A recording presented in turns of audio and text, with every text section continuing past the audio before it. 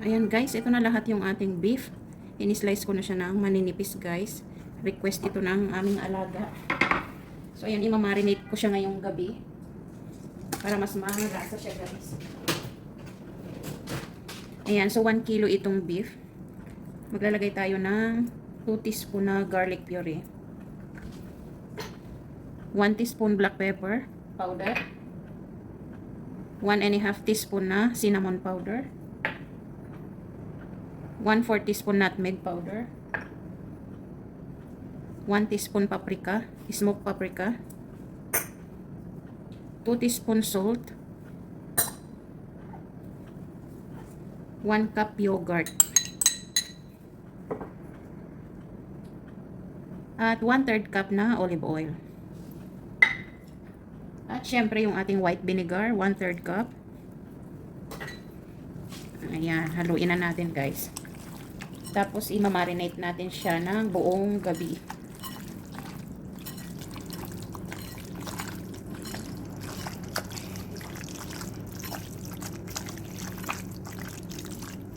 Ayan, tapos lalagyan natin siya ng green cardamom guys.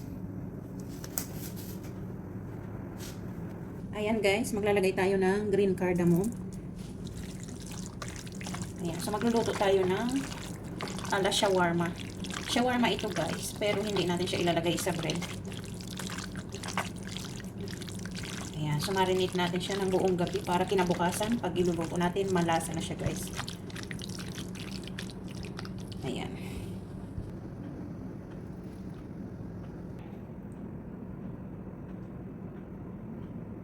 Ayan guys, ilagay muna natin siya sa ref ng buong gabi guys. Ayan guys, iluto na natin yung ating shawarma.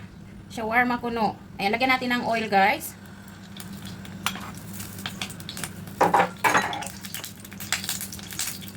One teaspoon garlic.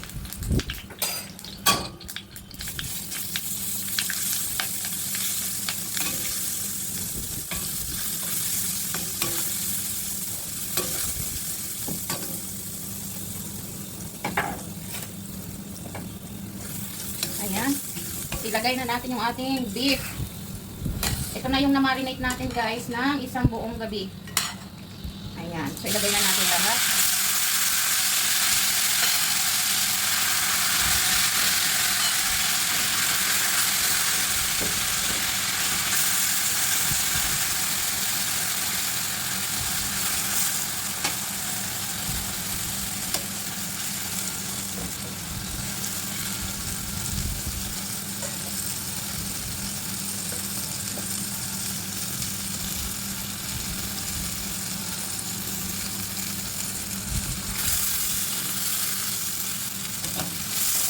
Mabilis lang itong lutuin guys.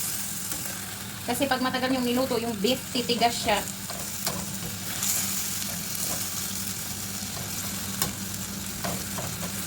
Parang nagluto lang kayo ng ano ng imbaliktad ng mga Ilocano.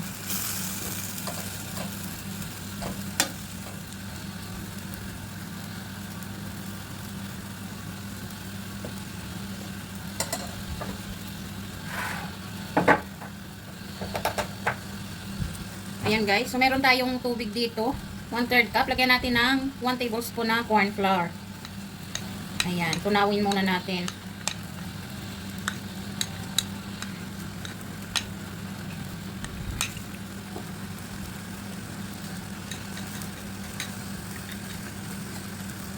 Ayan, baliktarin natin ulit.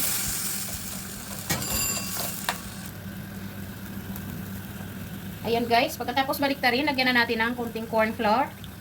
Ayan, para mas sticky siya.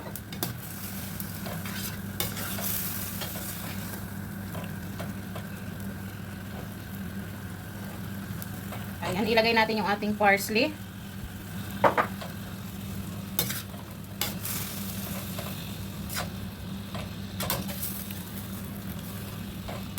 Ayan, syempre titikman muna natin guys kung tama yung kanyang salt at vinegar.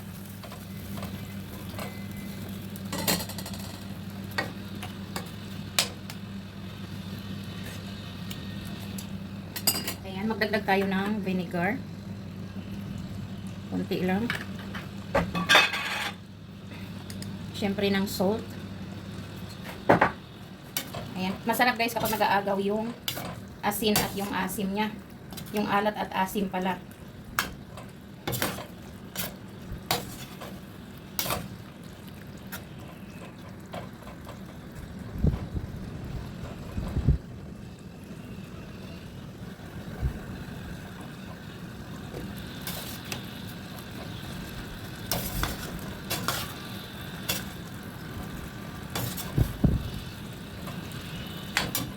Ayan guys, luto na ang ating beef.